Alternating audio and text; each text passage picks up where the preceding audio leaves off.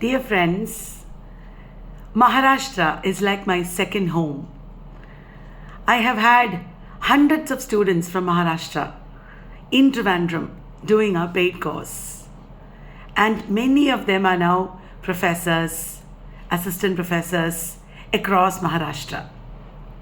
In the past 25 years, I have conducted 9 NTA-NET MH set workshops across Maharashtra.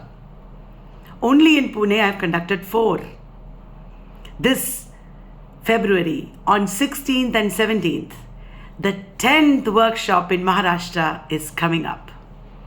At AG College Pune, Aabasaheb Garware College Pune, on February 16 and 17. We will be covering all the topics of MHSET and NTA-NET. I will be giving you handouts, free of course. The handouts are free, but the workshop is paid. And we will be doing strategy discussions, how to prepare for NTA-NET and MHSET. There will be a lot of interaction, games, for memory. And for group activities also will give importance, because then you will learn even more. And in the exam, analytical skills, critical thinking, these are very important.